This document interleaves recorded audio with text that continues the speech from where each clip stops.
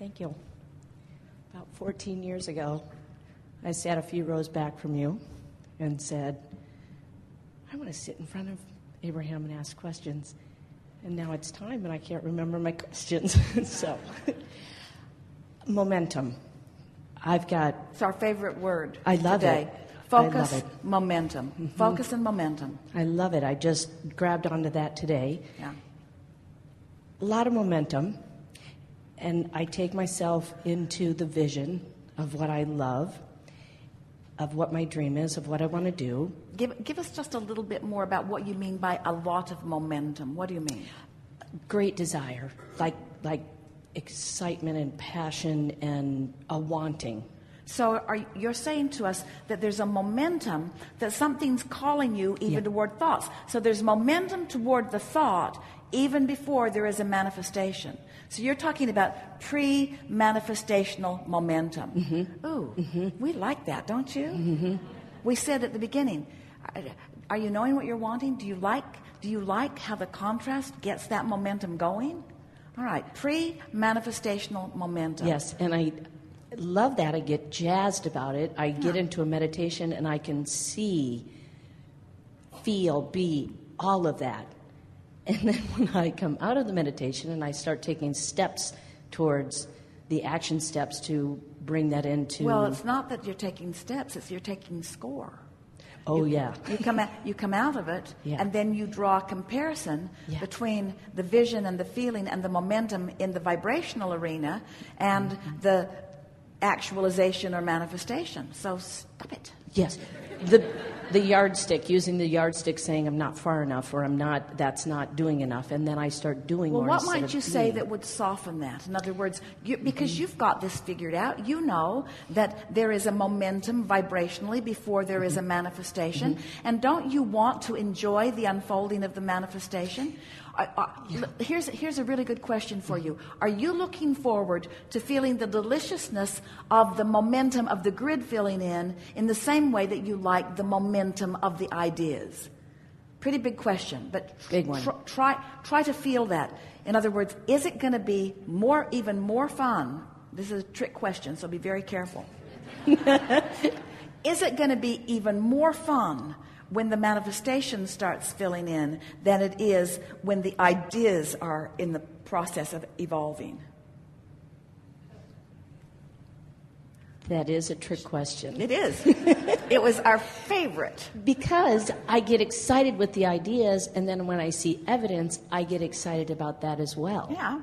But the reason that it was such a trick question is because if you are counting the manifestational evidence as being greater, then you are shooting yourself in the foot before it even starts, because the fact of the matter is there's nothing to take score of in the actualized world, but there's plenty to take score of in the vibrational world.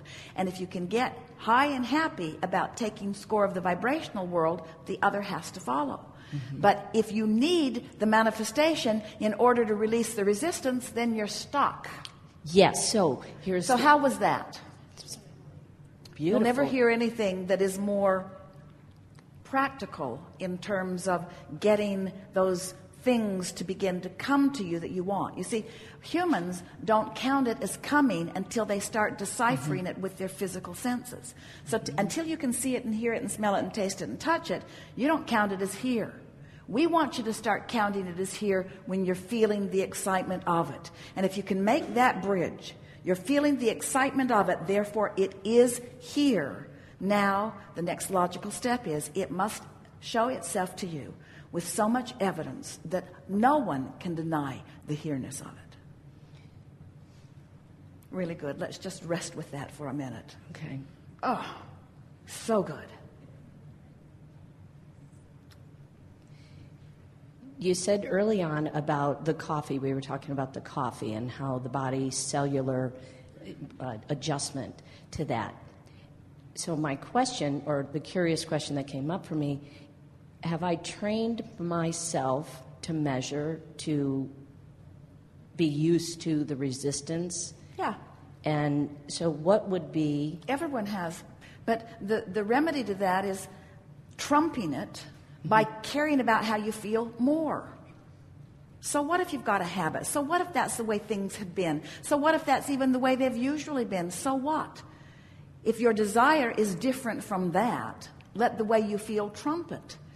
So, in other words, mean more than that. So when you say, I care more about how I feel than about a manifestation this red hot minute, now you've got it figured out. If you mean it. If you mean it. Sometimes it's helpful to have a significant enough thing occur that when you look at it, you just can't stand it to make you decide or determined that you're going to look somewhere else. In other words, most humans, we love you very much, but if there is something that you do often that we would prefer you not do so often for your own good, it is that you examine what is with such fervor that you slow down what you've asked for and you don't let it come. Your awareness of what is mostly what's active in your vibration. So you either got to be a really good sifter where you're just looking for things to appreciate in what is, or you've got to be a better visualizer so that you're imagining more of what you want, or a really good meditator where you quiet your mind to deactivate, but you have to do something to slow that momentum. Because law of attraction is going to keep it going. Your vibration is where you last left it on every subject, you see. So unless you decide to do something different with it, it's going to carry on. So bring it back to the subject that is most active within you. The most active is doing the meditation, doing the imagination, doing the grid. I design that every morning. I get up, I do a practice. And it's when I get into the action that I get thrown off into the bushes. What action, for example? For example, I have a workshop. I do workshops. I have a new program that I'm doing. It's called The Missing Piece. And I do presentations, so it's filling a room. It is inviting people to find a new way of living their life. So when I go out and invite, I start inviting, and then I find myself measuring. Is this the right thing to do? Am I inviting? Am I expanding? Well, the question that you want to ask yourself is, am I inviting from the expectation? Am I inviting because my thrill at what's happening is just inspiring this action, or am I inviting from a place of something different from that? And we want to say to you that some of both of that occurs, but that the thing that we want to shine the spotlight on for you is, don't try to fill in your own grid quite so much. And we're giving that to you softly, to all of you, because we know you live in a world where you got stuff you got to do. It's important that you feed your family.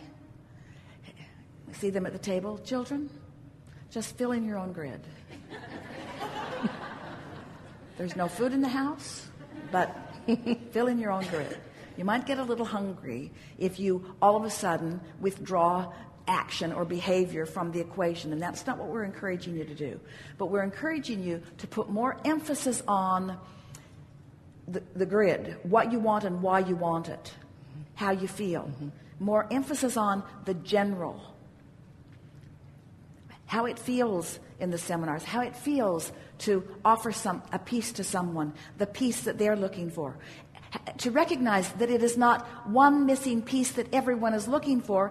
It's a missing piece for everyone, and the piece keeps shifting for every person in every moment of every day. Because the piece you're looking for isn't the same piece day after day after day after day. And the important thing is, it isn't missing. It's not missing. There is no missing piece. There's only the perspective of a missing piece. And the perspective of the missing piece will keep you from finding that piece, and then that piece, and then that piece, and then that piece, and that piece. But those pieces are all lined up. Oh, you should see the pieces in the vortex. The cooperative pieces in the vortex. They're there. They're ready. The question is, are you? And the answer is maybe and maybe not. So the next question is, well, how can you get ready? And the answer to that is, stop trying so hard to be ready.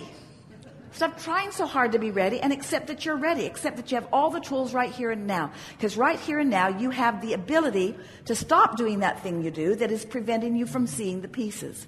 And what's that thing you do that's stopping you from seeing the pieces? It's keeping something active that keeps you from seeing the pieces. So what's the answer? Always the same. Just slow it down. Do you believe, we're asking all of you this, do you believe that you came into this experience with purpose? And do you believe that you have been effectively, perfectly carving out those desires one by one, or 10 by 10, or 100 by 100? Do you believe that you've been doing that you've been fulfilling your purpose of discovery? And do you believe that you have been setting forth these vibrational requests, and that they do exist in vibrational form, readying themselves for your readying of yourself? Readying themselves for your readying of yourself. Do you believe that? It's logical. So if all of that is true, then isn't it just the most logical thing in the world that this that you've been asking for, which is ready to flow to you when you're ready. It's not going to come before you're ready, because it wouldn't be right if it came before you're ready, because your readiness is a component of it. So isn't it logical that if you could just cease doing the things that prevent your readiness, that you'd be ready? Now that's a new way of looking at it. Stop doing the things that keep you from being ready, and you'll be ready. So what are those things that you're doing that are keeping you from being ready? Just the self-talk. Noticing you're not ready. Mm-hmm. Noticing that it hasn't happened. Mm-hmm. Comparing yourself to others. Mm-hmm. Trying to find a missing piece when there's no such thing as a missing piece. Don't you want to just move through your day and allow your grid to fill in? Wouldn't it just be nice if as you move through your day, that the next logical step would just occur and that you would revel in it as it comes? Wouldn't you like to stop comparing where you stand to this long-range goal? And wouldn't you like to stop beating up on yourself for not being further down the road? Wouldn't you like to revel in where you stand right here and now? These are the things that you're wanting to do. Mm-hmm. So bask more, meditate more, chill more.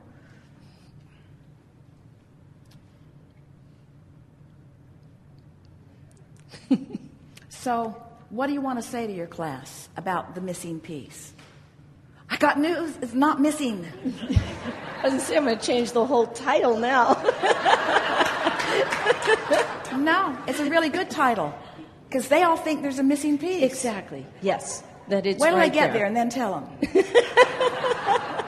There is no missing piece. You just don't know where it is. Right. And the reason you don't know where it is because you're looking where it isn't. And the reason you're looking where it isn't is because you're looking through eyes of vulnerability. You're looking through eyes of not enoughness. You're looking through eyes of lack. Mm-hmm. You're looking too specifically. And then ask them, has inspiration ever come to them?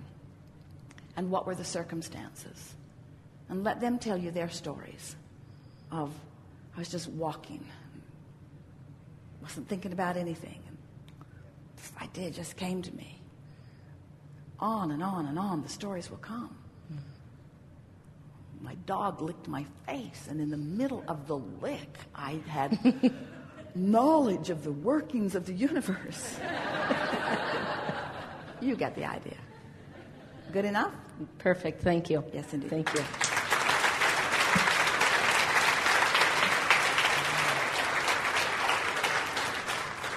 Stand if you think it's you.